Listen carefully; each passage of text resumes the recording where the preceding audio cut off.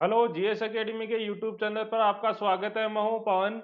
आज के हमारे करंट जीके का पहला क्वेश्चन है, वो है दिसंबर 2020 की तिमाही में सकारात्मक जीडीपी वृद्धि करने वाले देश। तो कौन कौन से देश हैं जिन्होंने सकारात्मक वृद्धि की है? तो मात्र ऐसे 3 देश हैं जिन्होंने सकारात्मक वृद्धि की है, वो है तुर्की, चीन और भारत।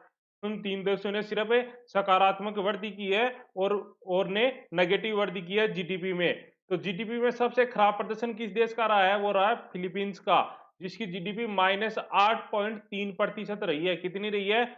-8.3%।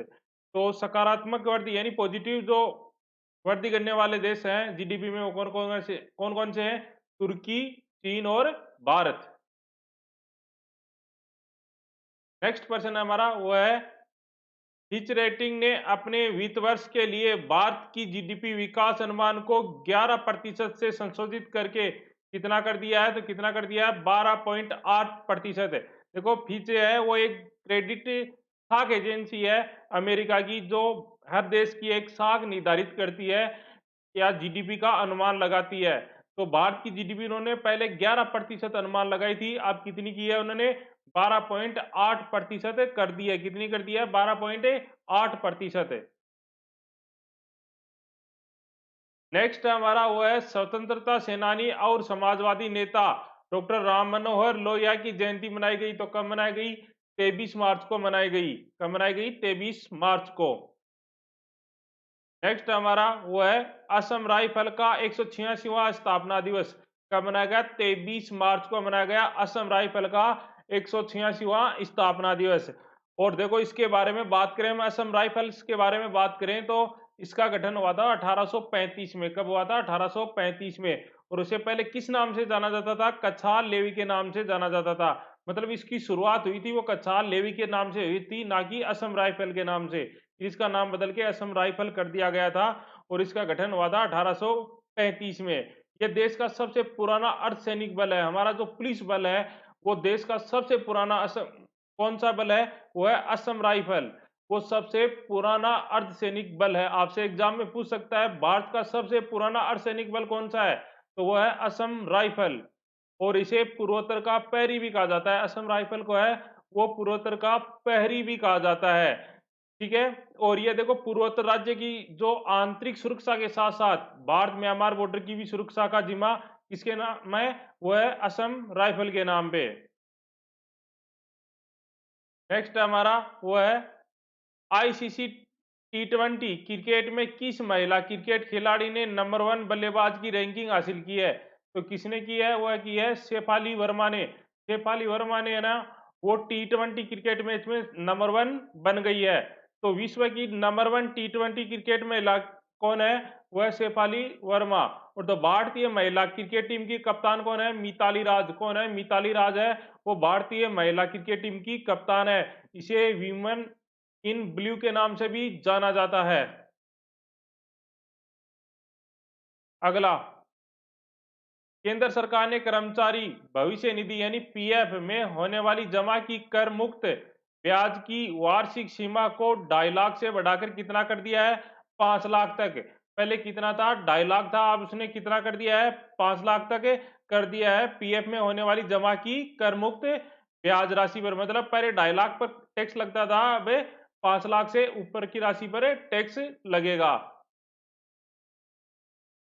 अगला, इस राज्य सरकार ने पीड़ित जानवरों को पशु स्वास्थ्य सेवा प्रदान करने हेतु भारत का पहला एम्बुलेंस नेटवर्क स्थापित करने की घोषणा की है। तो किसने की है? आंध्र प्रदेश ने। तो आंध्र प्रदेश ने पीड़ित जो जानवर है उनके पशु स्वास्थ्य सेवा प्रदान करने के लिए भारत का पहला एम्बुलेंस नेटवर्क स्थापित करने की घोषणा की है। अगला, विश्व क्षय रोग दिवस यानी विश्व टीबी दिवस किस दिन मनाया जाता है? तो किस दिन मनाया जाता है? 24 मार्च को मनाया गया विश्व टीबी दिवस। ठीक है। और इसका विषय क्या था? इसकी क्या थीम थी 2021 की टीबी दिवस की? वो थी द क्लॉक इज टिकिंग। क्या थीम थी? The clock is ticking. पिछला हमारा प्रश्न था वो था, अंतरराष्ट्रीय छात्र दिवस किस दिन मनाया जाता है? तो किस दिन मनाया जाता है? 17 नवंबर को। ठीक है। और इसका सबसे पहले सही उत्तर दिया था वो दिया था सुनील कुमार ने। किसने दिया था? सुनील कुमार ने। शाबाश, उसने लगातार 3 क्वेश्चनों के उत्तर दिए हैं। ठीक है, बहुत अच्छी बात है। आज का हमारा प्रश्न है, वो है वह भारतीय बल्लेबाज जो ऑस्ट्रेलिया के खिलाफ सभी प्रारूपों में 100 छक्के लगाने वाले विश्व के पहले खिलाड़ी बन गए हैं। यानी ऐसे खिलाड़ी का आपको नाम बताना है जिन्होंने ऑस्ट्रेलिया के खिलाफ हर प्रारूप में 100 छक्के लगाए हैं। आज का हमारा मैथ का क्वेश्चन है, देखो मैंने बहुत अच्छे अच्छे क्वेश्चन ढूंढ के लाता हूँ, इंपॉर्टेंट क्वेश्चन है। ठीक है ना, तो इसको आप नोट किया करें। ठीक है, और इसको समझने की कोशिश किया करें। एग्जाम की दृष्टि से सबसे इंपॉर्टेंट क्वेश्चन है ये। ठीक है ना, आप एग्जाम देख के आओगे तो एक बार इनको देखना आप। ठीक है, आपके नंबर जरूर बढ़ेंगे। देखो पहला क्वेश्चन है, ये बोल रहा है विभाजन के एक सवाल में विभाजक भागफल का 3 गुना तथा शेषफल का 6 गुना है। देखो विभाजक को हम भाजक भी बोलते हैं, ये भाजक है। ये देखो भागफल है एक तो, और एक है हमारा शेषफल। अब देखो एक होता है भाज्य। अब देखो बोल क्या रहा है, ये बोल रहा है देखो भाग में इतने होते हैं, एक तो होता है भाज्य, एक भाजक, एक भागफल और एक शेषफल। कौन कौन से क्या क्या होते हैं मैं बता दूं। ये होता है भाज्य, बीच वाला होता है भाजक, सॉरी मैंने गलत लिख दिया। ये होता है भाज्य, ये होता है जिसको भाग देते हैं वो भाजक, और जितना भाग चला गया ये हो गया भागफल, और नीचे वाला आता है शेषफल। ठीक है, अब देखो क्वेश्चन क्या बोल रहा है, इसको देखते हैं हम। ये बोल रहा है कि विभाजक यानी भाजक है वो भागफल का 3 गुना, जो भी भागफल आएगा उसका 3 गुना है, वो कौन है, भाजक है। ठीक है ना, पता नहीं भागफल क्या, लेकिन इसका 3 गुना कौन है, भाजक है। तथा शेषफल का 6 गुना, कौन, भाजक। शेषफल का 6 गुना है, शेषफल का 6 गुना है। शेषफल जितना भी है उसका 6 गुना कौन है, भाजक है। यदि शेषफल 2 है, तो शेषफल अगर 2 है तो मुझे एक बात बताओ, उसका 6 गुना भाजक है, तो भाजक कितना हो गया, 12। भाजक कितना हो गया, 12 हो गया। अब मुझे एक बात और बताओ कि भाजक 12 है और भागफल हमें पता नहीं है, लेकिन भागफल का 3 गुना है, वो 12 क्या है, भाजक है।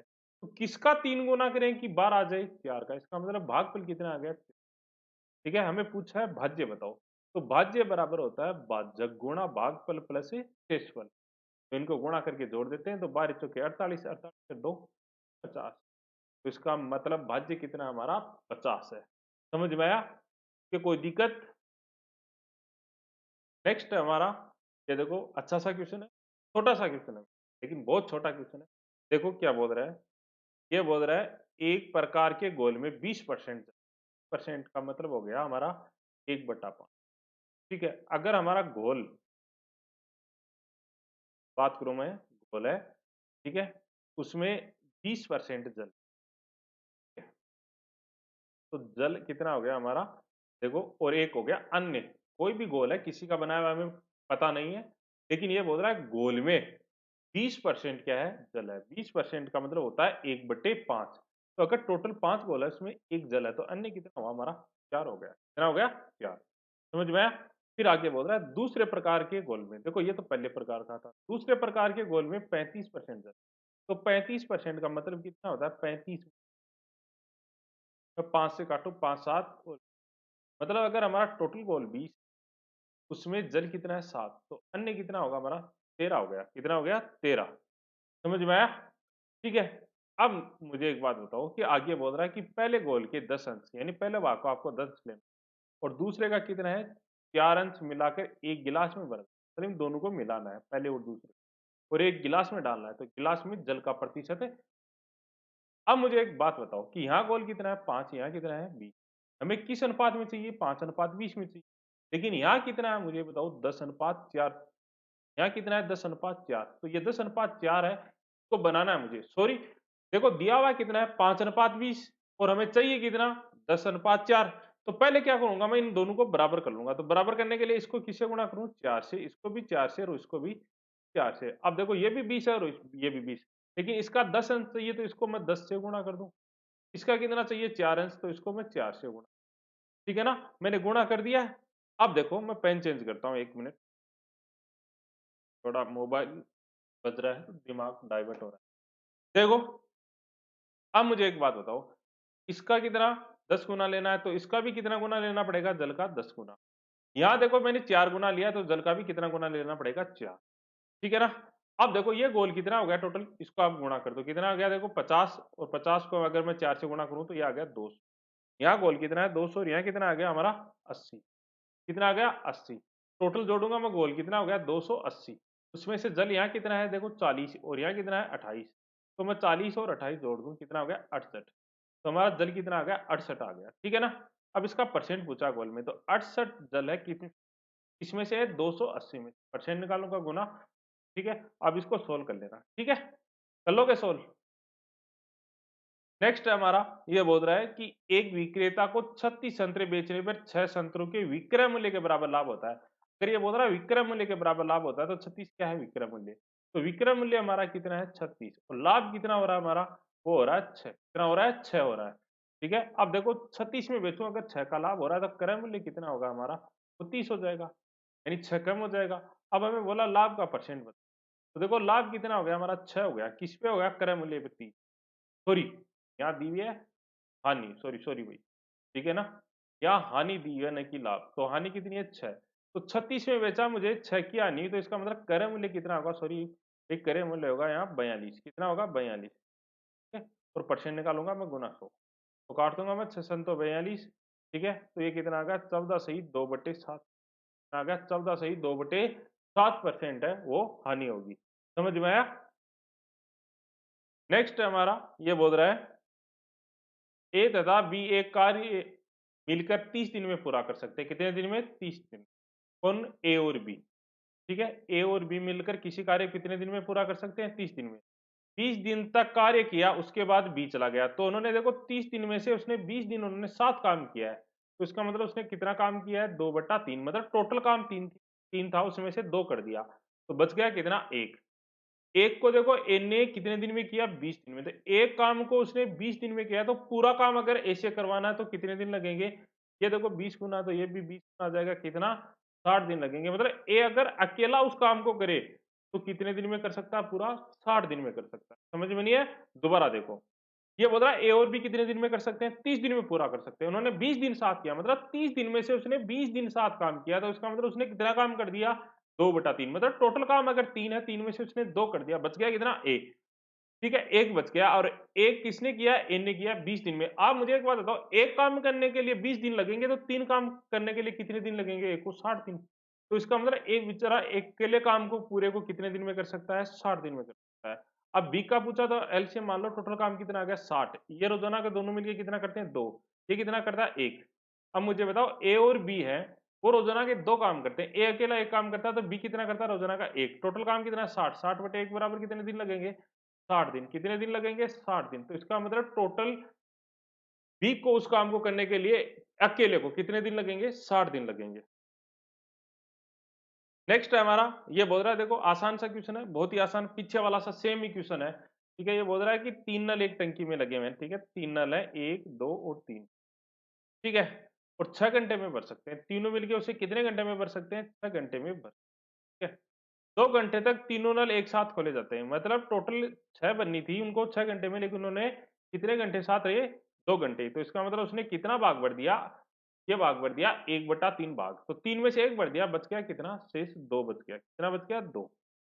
अब आगे बोल रहा है, और पहले तथा दूसरे नल उस टंकी को 8 घंटे में भर देते हैं। अब देखो, पहले को तो सॉरी तीसरे को तो बंद कर दिया, अब कौन भर रहा है, पहला और दूसरा, और शेष टंकी को 8 घंटे में भर रहे हैं, मतलब 2 को बनने के लिए वो 8 घंटे लगा रहे हैं, तो 1 को बनने के लिए 4, और पूरी को बनने के लिए कितने लगाएंगे वो, 12 घंटे।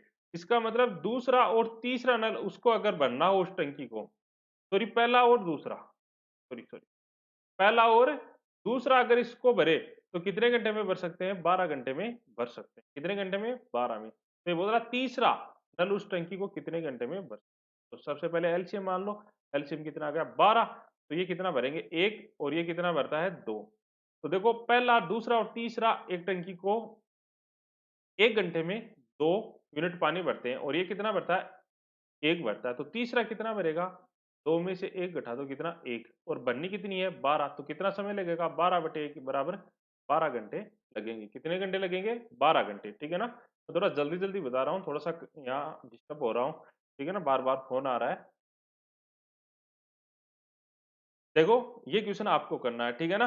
ये क्वेश्चन बोल रहा है यदि सोने की चेन को 40% लाभ पर बेचा जाता है, यदि उसे 40% अधिक मूल्य पर बेचा जाता है तो कितने प्रतिशत का लाभ होता है। पहले 40% लाभ पे बेचा गया है, अब उसे 40% और लाभ पे बेचे तो कितना लाभ होगा। नेक्स्ट है हमारा, ये बोल रहा है 18 वस्तुओं का क्रय मूल्य 15 वस्तुओं के विक्रय मूल्य के बराबर है। इस तरह के 600 रुपए के खरीद मूल्य पर विक्रेता को कितने रुपए का लाभ होगा, आपको बताना है। नेक्स्ट है, एक दुकानदार प्रतिशत लाभ की गणना क्रय मूल्य पर तथा दूसरा प्रतिशत लाभ की गणना विक्रय मूल्य पर करता है। यदि दोनों 20% लाभ कमाने का दावा करते हैं तो दोनों के क्रय मूल्य का क्या अनुपात होगा यदि पहले दुकानदार का क्रय मूल्य दूसरे दुकानदार के विक्रय मूल्य के बराबर है, आपको बताना है। नेक्स्ट है, एक दुकानदार चावल को 40% लाभ पर बेचता है लेकिन वह गलती से प्रति किलो 200 ग्राम अधिक तोलता है तो उसका यथार्थ प्रतिशत लाभ होगा, आपको बताना है। नेक्स्ट है, राकेश कुछ वस्तुएं खरीदता है, उसमें से 40% वस्तुएं 10% लाभ पर, 3/8 वस्तुएं 20% लाभ पर तथा शेष वस्तुएं 25% हानि पर बेचता है तो उसे कुल मिलाकर कितने प्रतिशत का लाभ हुआ, यह आपको बताना है। ठीक है, ये क्वेश्चन किसी स्टूडेंट ने पूछा था मुझे, ठीक है, मैं बता देता हूँ। ये बोल रहा है यदि x बराबर 4096 की पावर 7 प्लस 4√3 है तो ये बोल रहा है कि कौन सा मान 64 के बराबर होगा, ठीक है ना। तो बड़ा आसान सा क्वेश्चन है, देखो मैं आपको बताता हूँ। ये बोल रहा है x बराबर कितना दिया हमें, 4096 की पावर 7 प्लस 4√3, है ना। अब मुझे एक बात बताओ, ये देखो किसका स्क्वायर है, ये 64 का स्क्वायर, इसको मैं ऐसा लिख दूं x बराबर 64 का स्क्वायर, तो घात आपस में क्या होगी फिर गुणा। इसको मैं सीधा देखो 64 का स्क्वायर है, सॉरी मैं दो बार ही लिख देता हूँ, फिर आ गया 7 प्लस, ठीक है ना, फिर 4096 64 का स्क्वायर होगा। अब इनको मैं गुणा कर देता हूँ, बराबर कितना आ गया 64 की पावर 14 प्लस 8√, समझ में आ गया। अब मुझे मान 64 का चाहिए, तो देखो इधर ये घात है, उधर जाके ये पलट जाती है, घात का एक रूल होता है उधर जाके वो पलट जाए। मैं यहाँ लिख देता हूँ, क्या आ गया हमारा 64 बराबर आ गया x की पावर 1/14 प्लस 8√। बड़ा आसान सा क्वेश्चन है, देखो। अब नीचे में क्या कर देता हूँ, स्क्वायर का अंतर कर देता हूँ। 64 बराबर कितना आ गया हमारा, नीचे स्क्वायर का अंतर करूंगा तो 14 का स्क्वायर कितना हो गया, यानी नीचे का रूट हटाना है घात का, कितना आएगा x की पावर ये आ जाएगा, देखो इसका हटाऊंगा मैं, स्क्वायर का अंतर करूंगा, 14 का स्क्वायर 196, 8 का 64 और इसका 3, कितना आ गया, क्या गया 194, 64 गुणा सॉरी 192 आ गया, ये कितना 196, तो अंतर कितना आ गया, नीचे तो 4, नीचे वाली संख्या ऊपर जाके गुणा में निशान चेंज हो गया, तो ये आ गया कितना आ गया 14 माइनस 8√, ये आ गए x की, और ये किसके बराबर है 64 के। 64 बराबर कितना आ गया हमारा, इसको हल कर लूंगा मैं तो 4 का भाग दूंगा तो इसमें कितना आएगा 7/2, ये आ गया x की पावर 7 को माइनस में भाग दूंगा मैं 8√3 में 4 का भाग दूंगा तो कितना बचेगा 2। अब मुझे एक बात बताओ, माइनस वाले अगर प्लस हो तो गुणा में होते हैं, माइनस हो तो घात में भाग में होते हैं, तो मैं हल करूंगा तो कितना आएगा हमारा x की पावर 7/2 बट्टा क्या गया x की पावर 2√, मेरा n, ठीक है, इसमें कौन सा ऑप्शन है, तीसरा ऑप्शन है, ठीक है। ये उत्तर है, बड़ा आसान सा क्वेश्चन है, कोई हार्ड क्वेश्चन नहीं है। आज के लिए बस इतना ही, धन्यवाद, थैंक यू।